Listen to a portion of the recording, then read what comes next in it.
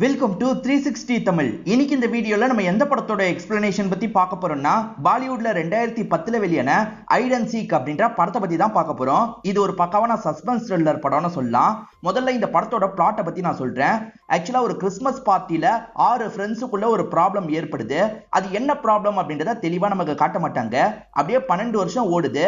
திடீர்னு பார்த்தா இந்த 6 ஃப்ரெண்ட்ஸை யாரோ ஒரு மர்ம நபர் ஒரு இடத்துல லாக் பண்ணி வச்சிடுறாரு. இப்போ நம்ம ஹைட் அண்ட் சீக் கேம் விளையாட போறோம், எல்லாருமே ஒளிஞ்சுக்கோங்க, நான் கண்டுபிடிச்சனா என் கையால நீங்க செத்து போயிடுவீங்கன்ற மாதிரி அந்த மர்ம நபர் சொல்லிட்டாரு.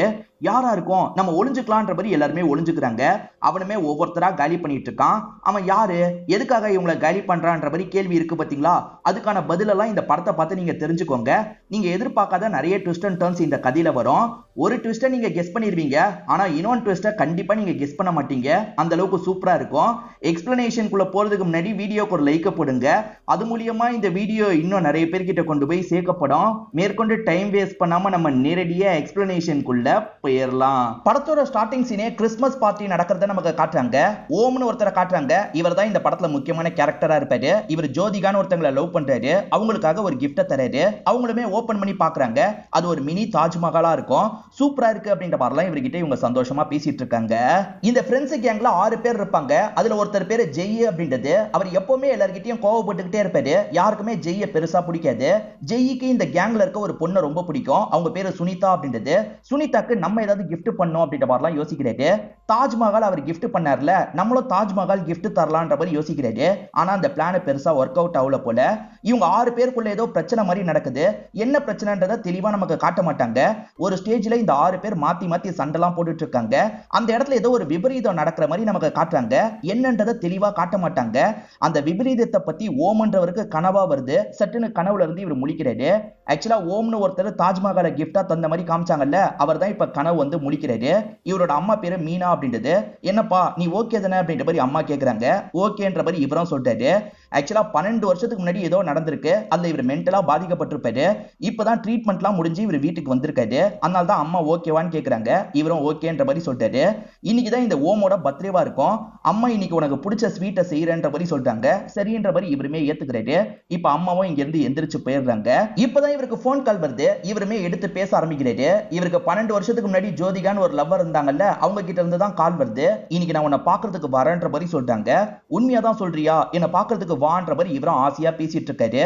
அப்படி பேசிட்டு இருக்கும் போது கரெக்டா அம்மா இந்த இடத்துக்கு வந்துடுறாங்க. பேசிட்டு இருக்கும் போதே காலை கட் பண்ணிடுறாங்க. அம்மா ஜோதிகா தான் லைன்ல இருந்தா, ஏமா இப்படி பண்ணீங்கன்ற மாதிரி கேக்குறாரு. அவ தான் 12 வருஷத்துக்கு முன்னாடியே உன்னை விட்டுட்டு போயிட்டால, நீ எதுக்காக அவகிட்ட பேசிட்டு இருக்க, சும்மா இருன்ற மாதிரி அம்மா சொல்றாங்க. ஏமா இப்படி பண்றீங்க, எனக்கு ஜோதிகாவை பிடிக்கும்ன்ற மாதிரி சொல்லிட்டாரு. அந்த ஜோதிகாவை மறந்துருன்ற மாதிரி அம்மா பல வாட்டி சொல்லிட்டேன், அம்மா சொல்றதை நீ கேட்க மாட்டியா, அம்மா உன் நல்லதுக்கு தான் சொல்லுவேன்ற மாதிரி சொல்றாங்க. சரி ஓகேன்ற மாதிரி அம்மா கிட்ட ஏத்துக்கிறாரு. இவரோட லவ்வர் ஜோதிகா உன்னை பார்க்க வரேன்னு சொல்லியிருப்பாங்க. அதுக்கு நம்ம ரெடி ஆகணும் அப்படின்ற மாதிரி இவர் ஷேவிங்லாம் பண்ணி பார்க்கவா ரெடி ஆயிடுறாரு. ஆக்சுவலா இவரோட ஃப்ரெண்ட்ஸ் கூட சேர்ந்து போட்டோஸ்லாம் எடுத்துருப்பாரு பாத்தீங்களா? அந்த போட்டோஸ் எல்லாம் இவர் ஒவ்வொன்னா பார்த்துட்டு இருக்காரு. ஃப்ரெண்ட்ஸ் கூட டச்சே இல்லாம போயிருச்சு போல. ஃப்ரெண்ட்ஸுங்க எல்லாரும் பிரிஞ்சிருக்காங்க. 12 வருஷத்துக்கு முன்னாடி ஒரு சம்பவம் நடந்தது பாத்தீங்களா? அதனால தான் எல்லாரும் பிரிஞ்சிருக்காங்க போல. இப்போ இவருமே பிரசன்ட்ல அந்த தாஜ்மஹால் பொம்மையை எடுத்து பார்க்கறாரு. இவர் ஜோதிகா கிட்ட தந்தார்ல, அந்த பொம்மையை தான் எடுத்து பார்த்துட்டு இருக்காரு. அதை பார்த்துட்டு இருக்கும்போது ஜோதிகா இந்த இடத்துக்கு வந்துடுறாங்க. ரொம்ப வருஷம் கழிச்சு ஜோதிகாவை திரும்பி பார்க்கறாரு போல. நீ திரும்பி வந்துட்டியான்ற மாதிரி சந்தோஷமா உங்களுக்கு பக்கத்துல போயிடுறாரு. இப்ப 2 பேருமே அம்மாக்கு தெரியாம மாடியில உட்காந்து பேசிட்டு இருக்காங்க. இவ்வளவு நாள் எதுக்கு என்ன பார்க்கிறதுக்கு வரலன்ற மாதிரி கேக்குறாங்க. நான் பல வாட்டி வந்திருக்கேன், உன் அம்மா தான் என்ன அலோவ் பண்ணல அப்படின்ற மாதிரி ஜோதிகா சொல்றாங்க. இப்ப நான் வந்திருக்கிறதுக்கு ஒரு காரணம் இருக்கு. எனக்கு ஒரு பேப்பர் வந்தது, உனக்கு அந்த பேப்பர் வந்ததான்ற மாதிரி கேக்குறாங்க. எனக்கும் ஒரு பேப்பர் வந்ததுன்ற மாதிரி இவரும் ஓபன் பண்ணி பாக்குறாரு. உன்னை புடிச்சிட்டேன்ற மாதிரி தான் லெட்டர்ல யாரோ எழுதி அனுப்பியிருக்காங்க. இது யாரோட வேலையா இருக்கும்ன்ற மாதிரி 2 பேருமே யோசிக்கிறாங்க. பாஸ்ட்ல நடந்த ஏதோ ஒரு விஷயத்தினால தான் இப்படி எழுதி அனுப்பியிருக்காங்க போல.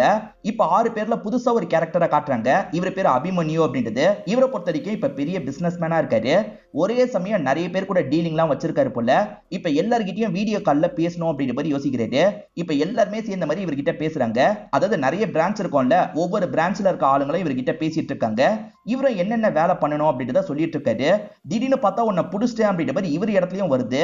யாரோ ஆக்ட் பண்ணி தான் இப்படி வர வைக்கிறாங்கன்னு தெரிஞ்சு இவர் பயங்கரமா ஷாக் ஆகுறாரு. இவருக்கும் பாஸ்ட் ஞாபகம் எல்லாம் வருது. அதுல சம்பந்தப்பட்ட யாரோ தான் இந்த மாதிரி பண்றாங்க அப்படின்ற மாதிரி இவருமே யோசிக்கிறாரு. இவரை பொறுத்த வரைக்கும் சரியான ட்ரக் அடிக்டா இருப்பாரு.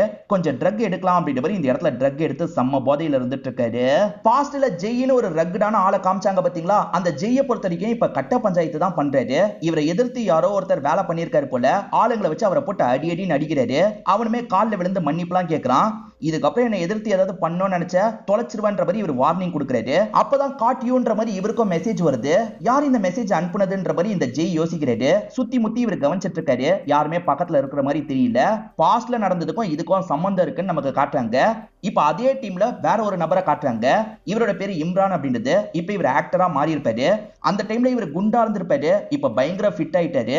இப்ப ஆன்லைன்ல பொண்ணுங்க கிட்ட சாட் தான் பண்ணிட்டு இருக்காரு. இவர்கிட்ட சாட் பண்ணிட்டு இருக்க பொண்ணு திடீர்னு காட்டியோன்ற மாதிரி போடுறாங்க. இவர் இதை பார்த்து பயங்கரமா ஷாக் ஆயிடுறாரு. ஜெய் ஒரு பொண்ணு மேல ஆசைப்பட்டதா சொன்ன பாத்தீங்களா, பேரு சுனிதான்னு சொல்லியிருப்பேன். அந்த சுனிதா இப்ப பெரிய மாடலா மாறிடுறாங்க. இந்த சுனிதாக்கு ஓம தான் ரொம்ப பிடிக்கும். ஓமோட போட்டோவெல்லாம் இவங்க பார்த்து இந்த இடத்துல லைட்டா ஃபீல் பண்ணிட்டு இருக்காங்க. அப்ப வேலைக்கார லேடி இருக்காங்கல்ல, உங்களுக்கு ஒரு லெட்டர் வந்திருக்குன்ற மாதிரி தராங்க. இவங்களுமே அந்த லெட்டரை ஓபன் பண்ணி பாக்குறாங்க. காட்டியோ அப்படின்ற மாதிரி தான் போட்டிருக்கு. இதை பாக்குற இவங்களுமே இந்த இடத்துல ஷாக் ஆயிட்டு இருக்காங்க. பாஸ்ட்ல நடந்த விஷயம்லாம் இவங்களுக்கு ஞாபகமா வருது. பாஸ்ட்ல அப்படி என்னதான் நடந்தது அப்படின்றது நமக்கு கிளியரா தெரியல. இப்போ ஓமோட அம்மா மீனாவை நமக்கு காட்டுறாங்க. மேல ஏதோ கலைக்கிற மாதிரி சவுண்ட் கேக்குது. என்னாச்சு ஏதாச்சுன்ற மாதிரி இவங்க மேல வந்து பாக்குறாங்க. அங்க இருக்க பொருள்லாம் கலைஞ்சு போட்டிருக்கு. பையன் காணாம போயிருக்கான். இவங்க உடனே போலீஸ்க்கு கால் பண்றாங்க. வீட்டுல இருந்து என்னோட பையன் காணாம போயிட்டான் அப்படின்ற மாதிரி கம்ப்ளைண்ட் மாதிரிலாம் கொடுத்துட்டு இருக்காங்க. இப்ப அப்படியே கட் பண்ணி அபிமன்யுவை காட்டுறாங்க. இவர் கார்ல வந்துட்டு இருக்கும் போது யாரோ திடீர்னு புகை மூட்டமா மாத்தி விடுறாங்க. யாருன்ற மாதிரி பாக்குறாரு. அதுக்குள்ள இவரை இங்க வச்சு தூக்கிடுறாங்க. ஜெய்யை பொறுத்த வரைக்கும் சுனிதாவை ரொம்ப பிடிக்கும்னு சொன்ன பாத்தீங்களா, சுனிதா மாடலா ஒரு விளம்பரத்துக்கு போஸ்ட் கொடுத்திருப்பாங்க. அந்த விளம்பர பேப்பரை இவர் தொட்டு தொட்டு பார்த்துட்டு இருக்காரு. அப்பன்னு பார்த்து யாரோ இந்த இடத்துக்கு வந்துடுறாங்க. இந்த ஜெய்யை தூக்கிடுறாங்க. அப்படியே கட் பண்ணி நமக்கு சுனிதாவை காட்டுறாங்க. சுனிதா வீட்டுல சாப்பிட்டுட்டு இருக்கும் போது சவுண்ட் கேக்குது. சவுண்ட் கேட்கிற இடத்தை நோக்கி சுனிதா போயிட்டு இருக்காங்க. அப்பன்னு பார்த்து யாரோ இவங்களை அடிச்சு இந்த இடத்துல லாக் பண்ணிடுறாங்க. ஆக்டர் இம்ரான் ஒருத்தரை காமிச்சாங்க பாத்தீங்களா, அவருமே நைட் ட்ரெஸ் எல்லாம் போட்டு படுக்கிறதுக்கு ரெடி ஆகுறாரு. அப்பன்னு பார்த்து யாரோ பின்னாடி இருந்து இவரை மயக்கமாக்கிடுறாங்க. இவரை இங்க இருந்து தூக்கிட்டு போயிடுறாங்க. இவங்க எல்லாருமே ஒவ்வொருத்தரா ஒரு இடத்துல கண்முழிக்கிறத நமக்கு காட்டுறாங்க.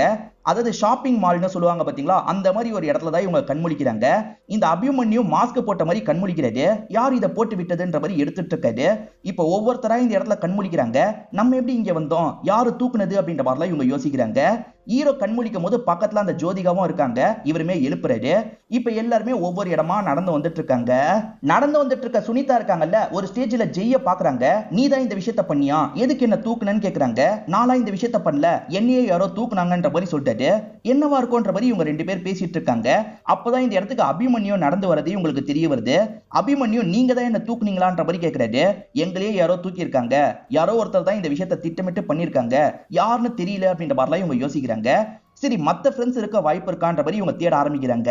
இவங்க 3 பேர் கத்தி கூப்பிடுறதுனால மத்தவங்களும் அந்த சவுண்ட் கேட்டு அந்த இடத்துக்கு வந்துட்டு இருக்காங்க. ஒரு ஸ்டேஜ்ல ஓமும் ஜோதிகாவும் இந்த இடத்துக்கு வராங்க. ஓம பாக்குற இந்த சுனிதா பயங்கரமா சந்தோஷப்படுறாங்க. ஓடி வந்து இவரை கட்டி பிடிச்சிடுறாங்க. நீ ஹாஸ்பிட்டலை விட்டு எப்ப வெளியே வந்த, இப்ப நீ ஓகேவான்ற மாதிரிலாம் கேட்டுட்டு இருக்காங்க. சுனிதா க்ளோஸா இருக்கிறது ஜோதிகாக்கு பிடிக்க மாட்டேங்குது போல. ஓம்னு கத்தி கூப்பிடுறாங்க. சட்டுன்னு ஓமோ இவங்களை விட்டு விலகிடுறாரு. ஆக்சுவலா இந்த ஜெய்க்கு ஓம சுத்தமா பிடிக்காது.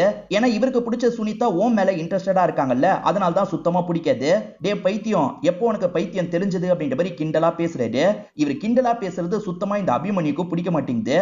அவன் என்னோட தம்பி மாதிரி, தேவையில்லாம அவன் கிட்ட இப்படிலாம் பேசாது அப்படின்ற மாதிரி கொஞ்சம் கோவப்பட்டு இருக்காரு. இம்ரான் 12 வருஷத்துக்கு முன்னாடி குண்டா இருந்திருப்பாரு. அப்ப ஜெய் பயங்கரமா கிண்டல் பண்ணுவாரு. இப்ப ஆளே மாறிட்டு அப்படின்ற மாதிரிலாம் ஜெய் சொல்லிட்டு இருக்காரு. அப்பதான் இவரோட வயிற்றுல காயம் இருக்கிறத கவனிக்கிறாங்க. என்ன காயம்ன்ற மாதிரிலாம் இம்ரான் கிட்ட கேக்குறாங்க. அதே மாதிரி அபிமன்யு உடம்புலயும் காயம் இருக்கிறது தெரிய வருது. இப்ப எல்லாருமே வயிற்றை செக் பண்றாங்க. எல்லாரோட வயிற்றுலயும் ஆபரேட் பண்ணிருக்கிறது தெரிய வருது. யாரோ ஆபரேட் பண்ணிருக்காங்க போல, யாரோட வேலையா இருக்கும்ன்ற மாதிரி யோசிக்கிறாங்க. இந்த இடத்துல கிறிஸ்துமஸ் கிஃப்ட் நிறைய இருக்கு. ஒவ்வொருத்தரோட பேர் போட்ட மாதிரி தான் இருக்கு. சிலர் மட்டும் இவங்க பேர் போட்ட கிஃப்டை எடுத்து ஓபன் பண்ணி பாக்குறாங்க. அப்படி ஓபன் பண்ணி பார்க்கும்போது ஓமுக்கு ஒரு ரிமோட் கிடைக்குது. இது என்ன ரிமோட்டா இருக்கும்ன்ற மாதிரி ஓம் யோசிச்சுட்டு இருக்காரு. அதை பிரஸ் பண்ணாத, ஏதாவது பாமா இருக்க போதுன்ற மாதிரி ஆளுங்க சொல்றாங்க. ஆனா இந்த ஓம் கியூரியாசிட்டியில பிரஸ் பண்ணிடுறாரு. அப்படி பிரஸ் பண்ணா கொஞ்சம் தள்ளி இருக்க டிவி ஆன் ஆகுது. டிவில இவங்களோட பழைய வீடியோ எல்லாம் ஓடிட்டு இருக்கு. 12 வருஷத்துக்கு முன்னாடி கிறிஸ்துமஸ் பார்ட்டி நடந்தது பாத்தீங்களா, அந்த வீடியோ ஓடிட்டு இருக்கு. இப்ப திடீர்னு பார்த்தா ஒரு மர்ம நபர் இவங்களை பார்த்த மாதிரி பேச ஆரம்பிக்கிறாரு. அந்த மர்ம நபர் கிறிஸ்துமஸ் தாத்தா கெட்டப்ல இருக்காரு. அவரோட ஃபேஸ் கூட இவங்களுக்கு தெளிவா தெரிய மாட்டேங்குது. அந்த நபர் ஒரு கேம் விளையாட போறோன்ற மாதிரி சொல்லிட்டாரு. கேமான்ற மாதிரி இவங்க முடிச்சிட்டு இருக்காங்க. இது ஹைட் அண்ட் சீக் கேம் தான், என் கண்ணில் நீங்க மாட்டக்கூடாது, அடுத்த 5 நிமிஷத்துல இங்க எங்கனாலும் போய் ஒளிஞ்சுக்கலாம், என் கண்ணில் பட்டீங்கன்னா சாவடிச்சிருவான்ற மாதிரி சொல்லிட்டு இருக்கான். இதை கேட்கிற இவங்களுக்கு ரொம்ப பயமா இருக்கு. இல்ல ஓம் தான் ரொம்ப பயந்த டைப்பா இருப்பாரு. ஜோதிகா நம்ம ஓடிரலான்ற மாதிரி அவங்கள கூப்பிட்டு ஓட பாக்குறாரு. அப்பன்னு பார்த்து இவரோட உடம்புல ஷாக் அடிக்குது. இவர் பொத்துன்னு கீழே விழுந்துடுறாரு. என்னாச்சு ஏதாச்சுன்ற மாதிரி இவங்க பார்த்துட்டு இருக்காங்க. அப்ப அந்த மாஸ்க் மேன மேற்கொண்டு பேச ஆரம்பிக்கிறாரு. இங்க இருந்து தப்பிக்கலாம்னு புத்திசாலித்தனமா யோசிக்காதீங்க. அப்படி நீங்க யோசிச்சீங்கன்னு வச்சுக்கோங்க, உங்க வயித்துல ஒன்ன செட் பண்ணி வச்சிருக்கேன். அது மூலியமா உங்க கதையை நான் முடிச்சிருவேன். அதே மாதிரி இங்க இருந்து யாருக்கும் கால் பண்றதுக்கோ தப்பிக்கிறதுக்கோ ட்ரையே பண்ணாதீங்க. அப்படி ட்ரை பண்ண நினைச்சாலே உங்களோட உயிர் போயிடும். என்கிட்ட கேம் விளையாண்டீங்கன்னு வச்சுக்கோங்க, ஜெயிக்கிற ஒருத்தரை மட்டும் இந்த கேம்ல இருந்து நான் விட்டுருவேன். அதாவது ஒருத்தர் மட்டும் இங்க இருந்து தப்பிக்கலாம்ன்ற மாதிரி அவன் சொல்றான். சோ இவங்களுமே ஒளியிறதுக்கு கிளம்பலாம் அப்படின்ற மாதிரி யோசிக்கிறாங்க. ஒவ்வொருத்தர் ஒவ்வொரு பக்கம் போயிட்டு இருக்காங்க. அபிமன்யு மட்டும் இங்கேயே உட்காந்துடுறாரு. நீ போய் ஒளியிலியா அப்படின்ற மாதிரி ஜெயி கேட்கிறாரு. எனக்கு எங்கேயும் ஓடி ஒளியணும்ன்ற அவசியம் கிடையாது அப்படின்ற மாதிரி சொல்லிட்டாரு. நீ ஒளியலனா போன்ற மாதிரி ஜெய் ஒளியறதுக்காக இங்க இருந்து கிளம்புறாரு. இந்த அபிமன்யு ஒளிய போகாம இருந்ததுக்கு ஒரு காரணம் இருக்கு. இவருக்கு ஒரு gift பாக்ஸ் கிடைச்சது இல்ல, அந்த gift பாக்ஸ்ல இவருக்கு ட்ரக் தான் வச்சிருப்பாங்க. இவருக்கு தான் ட்ரக்னா ரொம்ப பிடிக்கும்ல, ட்ரக் எடுக்கலாம்ன்ற மாதிரி இந்த இடத்துல எடுத்துட்டு இருக்காரு. இப்ப மத்த எல்லாருமே ஒளிஞ்சுக்கலாம் ஒவ்வொரு இடத்துக்கு போயிடுறாங்க. ஏன்னா இங்க நிறைய ஷாப் இருக்கும்ல, ஒவ்வொரு இடத்துல போய் ஒளிஞ்சுக்கிறாங்க. இம்ரானை பொறுத்த வரைக்கும் நைட் ட்ரெஸ்ல இருந்தார்ல, இங்க இருந்து ஏதாவது டி-ஷர்ட் எடுத்து போட்டுக்கலாம்னு நினைக்கிறாரு. அதே சமயம் ஜெய் பேசினதெல்லாம் யோசிச்சு பாக்குறாரு. பாஸ்ட்ல ஜெய்யோட உடம்ப வச்சு பயங்கரமா கிண்டல் பண்ணிருப்பாரு. ஏன் இன்னைக்கு கூட கிண்டல் பண்ற மாதிரிலாம் பேசியிருப்பாரு. அந்த ஜெய்யை ஏதாவது பண்ணணும் அப்படின்ற மாதிரிலாம் இவர் இந்த இடத்துல கோவப்பட்டு இருக்காரு. இப்ப இவருக்குன்னு ஒரு ட்ரெஸ் எடுத்துக்கிறாரு. அந்த ட்ரெஸ் எல்லாம் போட்டு இவர் ஒளியறதுக்காக ஒரு இடத்துக்கு ஓடுறாரு. இந்த அபிமன்யுக்கு நல்லா சண்டை போட தெரியும். அதனால தான் கொஞ்சம் தைரியமா நடந்து போயிட்டு இருக்காரு. இப்போ ஒரு போன் கடையை பாக்குறாரு. இங்க ஏதாவது போன் மூலியமா கால் பண்ண முடியுமான்னு யோசிக்கிறாரு. கனெக்ஷன் எல்லாம் கொடுக்கறதுக்கு ட்ரை பண்ணிட்டாரு. இப்ப போலீஸ்க்கு கால் பண்ணலாம்னு நினைக்கும் போது அந்த கில்லர் எதிர வந்துடுறான் போல.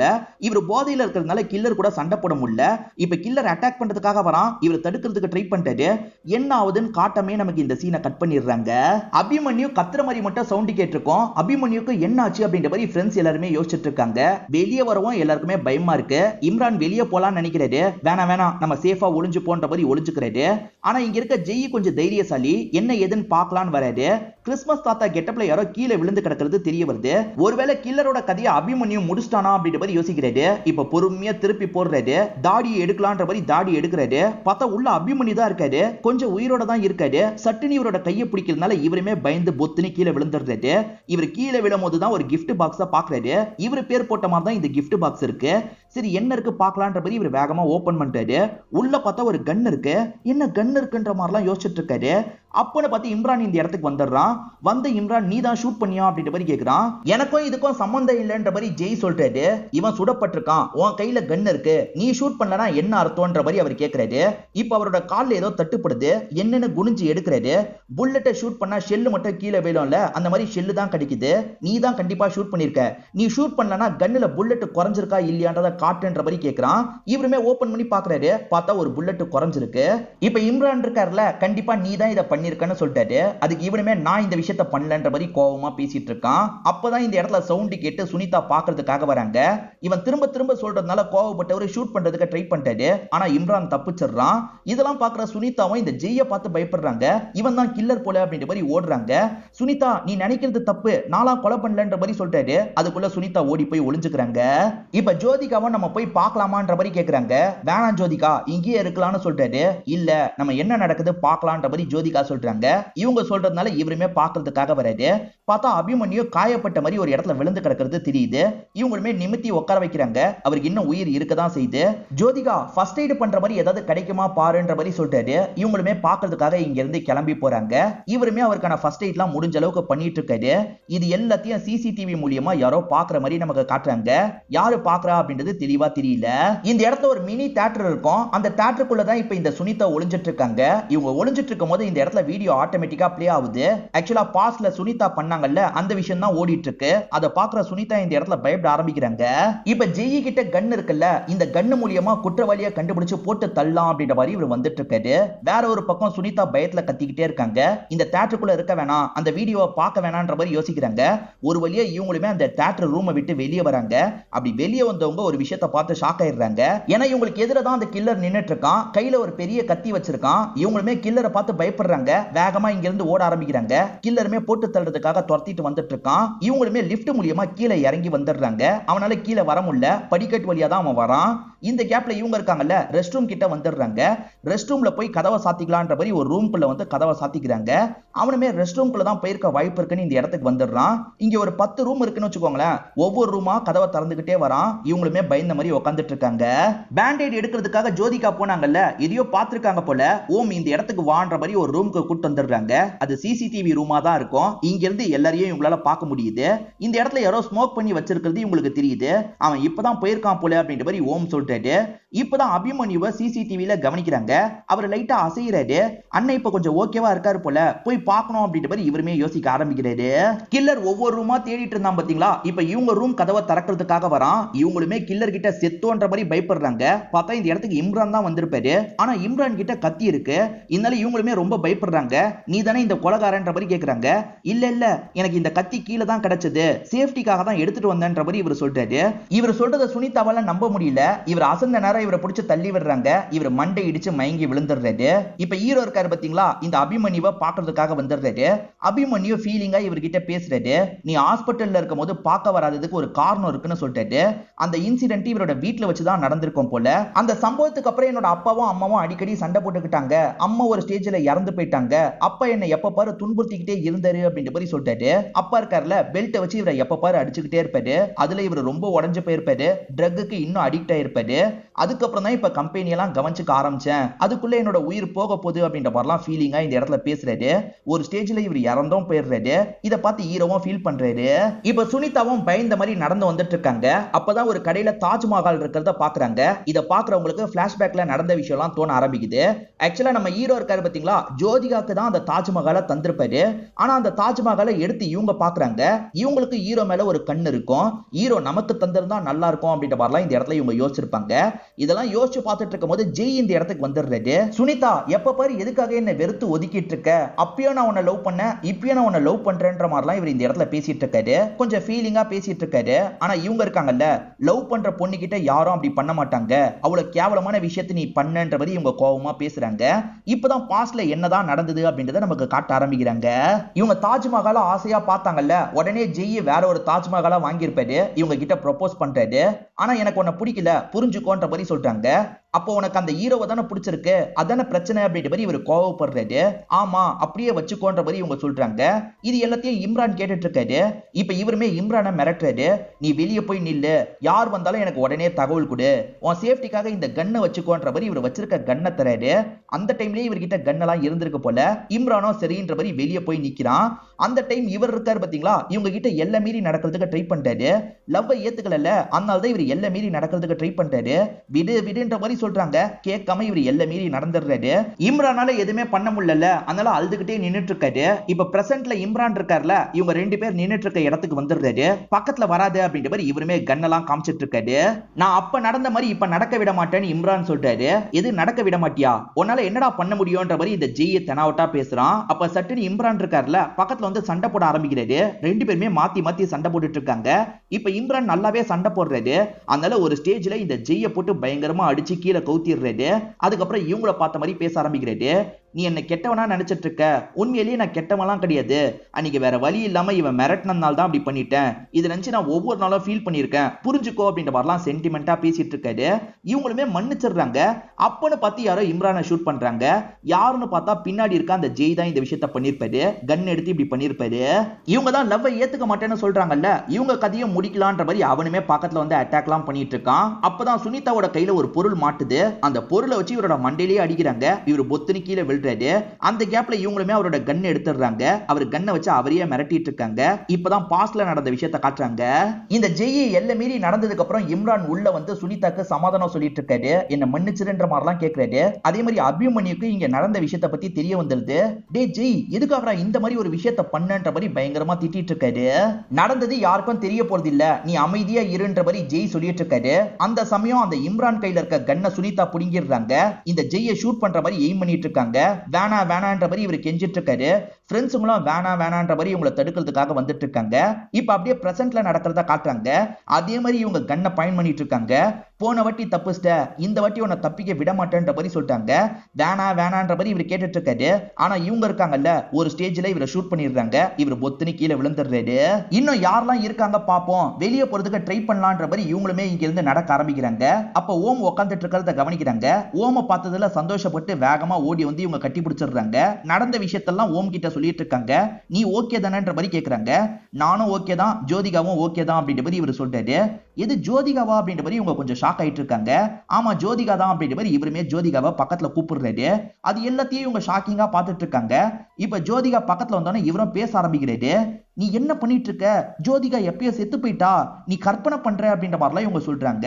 நான் கற்பனை பண்றேனா? ஜோதிகா இங்கதான் இருக்கான்ற மாதிரி ஓம் சொல்றாரு. இவர் திரும்ப திரும்ப ஜோதிகா இங்க இருக்கிறதா சொல்றாருல, அதனால இவங்க என்ன பண்றாங்கன்னா இங்க தானே ஜோதிகா இருக்கிறதா சொல்ற, ஷூட் பண்ணா அப்ப ஜோதிகா மேல படம் இல்ல அப்படின்ற மாதிரி இவங்க ஷூட் பண்றாங்க. அவசரப்பட்டு இப்படி பண்ணாத அப்படின்ற மாதிரி இவர் எகிர்றாரு. ஜோதிகாவை காப்பாத்துறன்ற மாதிரி இவர் புல்லட்டை வாங்கிடுறாரு. இதை பாக்குற சுனிதா பயங்கரமா ஷாக் ஆயிடுறாங்க. இவருக்கு என்னாச்சு ஏதாச்சுன்ற மாதிரி பக்கத்துல போய் பாக்குறாங்க. ஓம் நீ எப்ப ரியாலிட்டிக்கு வர போற? ஜோதிகா 12 வருஷத்துக்கு முன்னாடியே இறந்து போயிட்டா அப்படின்ற மாதிரி இவங்க சொல்றாங்க. இப்பதான் நமக்கு ஒரு விஷயத்தை ரிவீல் பண்ண ஆரம்பிக்கிறாங்க. ஆக்சுவலா அந்த நாள் நைட்டு ஜோதிகாவும் இவரும் வேற ஒரு ரூம்ல ரொமான்ஸ் எல்லாம் பண்ணிட்டு இருந்திருப்பாங்க. இன்னொன்று ரூம்ல தான் அவங்க எல்லாருமே சண்டெல்லாம் போட்டுட்டு இருக்காங்க. சுனிதா அவசரப்படாதன்ற மாதிரி எல்லாருமே கண்ட்ரோல் பண்றாங்க. ஜெய்யும் இங்க இருந்து தப்பிச்சு ஓட ஆரம்பிக்கிறாரு. ஜெய் எப்படியாவது ஷூட் பண்ணோன்ற மாதிரி எல்லாத்தையும் மீறி இவங்க ஓடி வந்துட்டு இருக்காங்க. ஒரு ஸ்டேஜ்ல ஜெய்யை பார்த்து இவங்க ஷூட் பண்ணலாம்னு நினைக்கிறாங்க. அப்பன்னு பார்த்து சவுண்ட் கேட்டு ஜோதிகா பார்க்கிறதுக்காக வெளியே வராங்க. ஜோதிகா கரெக்டா குறுக்க வந்துருவாங்க. அவங்க மேல புல்லட் பட்டுது. இதை பாக்குற ஓம் ஷாக் ஆயிடுறாரு. ஜோதிகா அப்படின்ற மாதிரி பக்கத்துல போய் பாக்குறாரு. இப்ப கோவப்பட்டவர் என்ன பண்றாருன்னா கன் எடுத்து இவங்கள பாயிண்ட் பண்றாரு. நான் தெரியாம தான் பண்ணேன், ப்ளீஸ் என்ன ஷூட் பண்ணிடாது அப்படின்ற மாதிரிலாம் சுனிதா கெஞ்சிட்டு இருக்காங்க. இவர் ஷூட்லாம் பண்ண மாட்டாரு. எதுக்காக இப்படி பண்ண? இப்ப ஜோதிகாக்கு இந்த மாதிரி ஆயிருச்சு அப்படின்ற மாதிரி இவரும் இந்த இடத்துல ஃபீல் பண்றாரு. இப்ப பேரண்ட்ஸ்லாம் சவுண்ட் கேட்டு இந்த இடத்துக்கு வந்துடுறாங்க. கொலை நடந்தது பேரண்ட்ஸ்க்கு தெரிஞ்சிருச்சுல, பேரண்ட்ஸ் ரொம்ப பயப்படுறாங்க. தற்கொலை அப்படின்ற மாதிரி கேஸை முடிச்சிடலான்ற மாதிரி யோசிச்சிருப்பாங்க. அபிமன்யுவோட பேரண்ட்ஸ் பெரிய ஆளுங்களா இருப்பாங்க. தற்கொலை அப்படின்ற மாதிரி கேஸை முடிச்சிருப்பாங்க. இது ரிலேட்டடா தான் ஹஸ்பண்டுக்கும் ஒய்ஃபுக்கும் சண்டைலாம் ஏற்பட்டிருக்கும். ஆக மொத்தத்துல ஜோதிகா 12 வருஷத்துக்கு முன்னாடியே இறந்து போயிட்டாங்க. அவங்க கண்ணுக்கு தெரியுற மாதிரி இவர் கற்பனை எல்லாம் பண்ணிப்பாரு. ஆக்சுவலா இவர் ஜோதிகா கிட்ட இருந்து கால் வருதுன்னு சொல்லும் போது அம்மா கட் பண்ணாங்கல்ல, ஏன்னா ஜோதிகான்னு ஒருத்தங்க இறந்து போயிட்டாங்கன்னு அம்மாக்கு தெரியும். அதனால தான் அப்படி பண்ணிருப்பாங்க. பிரசன்ட்ல சுனிதாவும் ஜோதிகா உயிரோட இல்லன்றத புரிய வச்சிட்டு இருக்காங்க. இவருமே புரிஞ்சுக்கிறாரு. ஆனா இவரோட உயிரோ இந்த இடத்துல போயிருது. இதை நினைச்சு சுனிதா பயங்கரமா ஃபீல் பண்றாங்க. அவ்வளவுதான் இறந்து போயிட்டாரு அப்படின்ற மாதிரி இவரை விடுறாங்க. ஒருத்தர் மட்டும் தான் தப்பிக்க முடியும்ன்ற மாதிரி அந்த மாஸ்க் மேல சொல்லியிருப்பான். அப்ப நம்ம தான் தப்பிச்சிட்டோம் போல, இங்க இருந்து கிளம்பலான்ற மாதிரி இவங்களுமே வாசல் கிட்ட எல்லாம் வந்துட்டு இருக்காங்க. அப்படி வந்துட்டு இருக்கும் போது திடீர்னு ஏதோ ஒரு விஷயத்தை பார்த்து இவங்க ஷாக் ஆகுறாங்க. அந்த மாஸ்க் கில்லர் தான் இந்த இடத்துல நின்னுட்டு இருக்கான். பேலன்ஸ் இருக்க ஒருத்தரை விட்டுருவேன்னு சொன்னல, என்ன விட்டுரு அப்படின்ற மாதிரிலாம் இவங்க கேட்டுட்டு இருக்காங்க. நீ யாருன்ற மாதிரியும் கேக்குறாங்க. அதுக்கு அந்த மாஸ்க் மேன் இருக்கான் பாத்தீங்களா, நான் யாருன்னு தெரிஞ்சுக்கணும் அவ்வளவுதானே அப்படின்ற மாதிரி அந்த மாஸ்க் எல்லாத்தையும் கொஞ்சம் கொஞ்சமா ஓபன் பண்ணிட்டு இருக்கான். ஃபேஸ பாக்குற இவங்க ஷாக் ஆகுறாங்க. நீயான்ற மாதிரி ஷாக் ஆகுறாங்க. இப்ப அந்த மாஸ்க் மேன கதையை முடிச்சிடுறான். காலையில ஆளுங்க உள்ள வரும்போது இந்த விஷயத்தெல்லாம் பாக்குறாங்க. போலீஸ்க்கு தகவலை கொடுக்கலாம் அப்படின்ற மாதிரி கால் பண்ணி தகவலை கொடுக்குறாங்க. இப்ப அப்படியே கட் பண்ணி நியூஸ்ல பேசிட்டு இருக்கிறத நமக்கு காட்டுறாங்க. அந்த இடத்துல மொத்தமா 4 பேர் இறந்து போயிருக்காங்க. ஓம்ன்றவர் மட்டும் அங்க தப்பிச்சிருக்காரு. யாரோ ஒரு மர்ம நபர் எல்லாரையும் கிட்னாப் பண்ணி தான் அந்த இடத்துல சாவடிச்சிருக்கான். ஓம் மட்டும் தான் புல்லட்டோட தப்பிச்சிருக்காரு அப்படின்ற மாதிரிலாம் நியூஸ்ல சொல்லிட்டு இருக்காங்க. ஓம் இறந்து போன மாதிரி காமிச்சாங்கல்ல, ஆனா அவர் தப்பிச்சிருக்காரு போல. இப்போ ஓமோ நியூஸ் மூலியமா இந்த விஷயத்தெல்லாம் பார்த்துட்டு இருக்காரு. இவர் நியூஸ் பார்த்துட்டு இருக்கும்போது அம்மா இந்த இடத்துக்கு வந்துடுறாங்க. நியூஸை திரும்ப திரும்ப பார்க்காதப்பா அப்படின்ற மாதிரி நியூஸ் ஆஃப் பண்ணிடுறாங்க. நீ கொஞ்ச நேரம் படுத்து ரெஸ்ட் எடுப்பா, அப்பதான் உடம்பு தேறி வரோன்ற மாதிரி சொல்றாங்க. இவருமே சரின்ற மாதிரிலாம் ஏத்துக்கிறாரு. இப்ப அம்மா படுக்க வச்சுட்டு இங்க இருந்து கிளம்பிடுறாங்க. இவருமே திடீர்னு கண் முழிக்கிறாரு. கண் முழிச்சவரு இங்க இருந்து எந்திரிச்சு போறாரு. இவர் எந்திரிச்சு போறத அம்மா கவனிக்கிறாங்க. இவன் இந்த நேரத்துல எங்க எந்திரிச்சு போறான்ற மாதிரி ஒரு பார்வை பார்த்துட்டு இருக்காங்க. இவங்க வீட்டுக்கு பக்கத்திலே பாலடைஞ்ச மாதிரி ஒரு இடம் இருக்கும். அந்த இடத்துக்குள்ளதான் இவர் போயிட்டு இருக்காரு. அந்த இடத்துக்குள்ள வந்து பார்க்கும்போது அந்த இடத்துல இவர் நிறைய பொருள் செட் பண்ணி வச்சிருக்கிறது தெரிய வருது. அதாவது மாஸ்க், நிறைய பொருள் இந்த இடத்துல இருக்கிறது நமக்கு தெரிய வருது. இப்பதான் நமக்கு ஒரு விஷயம் ரிவீல் ஆகுது. நடந்த எல்லா விஷயத்துக்கும் பின்னாடி இவர் தான் இருப்பாரு. ஸ்கெட்ச் போட்டு தான் இந்த விஷயத்த பண்ணிருப்பாரு. யாரோ ஒருத்தர் கடத்தின மாதிரி காமிச்சாங்கல்ல, இவர் தான் எல்லாரையும் கடத்தவே செஞ்சிருப்பாரு. இந்த மால்ல வச்சு இந்த விஷயத்த பண்ணலான்ற மாதிரி ஏற்கனவே இவர் முடிவு பண்ணிருப்பாரு. கிறிஸ்மஸ் கெட்டப்ல பேசினதும் இவரா தான் இருப்பாரு. இவர் வயிற்றுல ஆபரேஷன் பண்ணிருப்பாரு. ஆனா உள்ள எதையும் வச்சிருக்க மாட்டாரு. எல்லாரையும் பயம்புத்தனா நம்ம நடிக்கணும்ன்ற மாதிரி யோசிச்சிருப்பாரு. இவர் ஷாக் அடிச்ச மாதிரி கீழே விழுந்தாருல, அது எல்லாமே நடிப்பா தான் இருக்கும். வேணும்ட்டே தான் எல்லாரும் முன்னாடியும் நடிச்சிருப்பாரு. அப்பதான் வெளியே போக ட்ரை பண்ண மாட்டாங்க, இங்கே இருப்பாங்கன்றதுக்காக தான் இப்படி பண்ணிருப்பாரு. ஜோதிகாவோட சாவுக்கு இவங்க எல்லாருமே ஒரு விதத்துல காரணம் இல்ல, அதனால தான் இவங்க எல்லாரோட கதையும் முடிச்சிருப்பாரு. கடைசியா சுனிதா யாரையோ பார்த்து ஷாக் ஆனாங்கல்ல, இவரை பார்த்து தான் ஷாக் ஆயிருப்பாங்க. இப்பதான் அது தெரிய வருது. அவங்க சுடும் போது இவர் வேணும்ட்டே தான் எகிரி இருப்பாரு. இவர் உள்ள புல்லட் ப்ரூஃப் வச்சிருப்பாரு. அதே மாதிரி பிளட் சிந்தர் மாதிரி ஒரு டிராமா பண்ணிருப்பாரு. அதனால தான் இவர் செத்து போயிட்டாருன்ற மாதிரி அவங்க நம்பி அங்க இருந்து கிளம்ப ஆரம்பிச்சிருப்பாங்க. அப்படி கிளம்ப ஆரம்பிக்கும் போது இவரும் மாஸ்க் போட்டு அந்த இடத்துக்கு வந்திருப்பாரு. இவங்க கதையை முடிச்சிருப்பாரு. இவங்க கதையை முடிச்சதுக்கு அப்புறம் இவரை இவரே ஷூட் பண்ணிருப்பாரு. போலீஸ் வரும்போது இவரும் காயப்பட்ட மாதிரி இருக்கணும்ல, அதுக்காக தான் இவரே ஷூட் பண்ணிருப்பாரு. இவர் மட்டும் அந்த இடத்துல தப்பிச்ச மாதிரி எல்லாரையும் நம்ப வச்சிருப்பாரு. இதெல்லாம் நினைச்சு இவர் சந்தோஷப்பட்டு இருக்கும் போது யாரோ முதுகுல கைய வைக்கிறாங்க. யாருன்னு பார்த்தா ஜோதிகா தான் கைய வைக்கிறாங்க. இப்பயும் ஜோதிகா இவரோட கற்பனையா தான் தெரியுறாங்க. இவருமே ஜோதிகாவை கட்டி பிடிக்கிறாரு. இப்ப கேமராவை பார்த்து கொஞ்சம் வியர்டா சிரிச்சிட்டு இருக்காரு. அதே மாதிரி அம்மாக்கு பையன் இப்படி பண்ணதை பத்தி எல்லாம் தெரிஞ்சிருக்காது. ஆனா பையன் இப்ப போனான் பாத்தீங்களா, ஃபாலோ பண்ணி அம்மா வந்திருப்பாங்க. பையன் பண்ண எல்லா விஷயத்தையும் கவனிச்சிருப்பாங்க. அப்ப பையன் தான் பிளான் போட்டு இந்த விஷயத்த பண்ணிருக்கான் போல அப்படின்ற மாதிரி அம்மா யோசிக்கிறாங்க. ஆனா அதுக்கப்புறம் என்ன நடக்குது அப்படின்றதெல்லாம் நமக்கு காட்ட மாட்டாங்க. இதோடயே இந்த படத்தோட கதையை முடிச்சிடுறாங்க. கண்டிப்பா இந்த படம் உங்க எல்லாருக்குமே பிடிச்சிருக்கும்னு நம்புறேன். இந்த வீடியோ உங்களுக்கு பிடிச்சிருந்ததுன்னா லைக் பண்ணுங்க, கமெண்ட் பண்ணுங்க, மறக்காம 360 தமிழ் சேனலை சப்ஸ்கிரைப் பண்ணுங்க.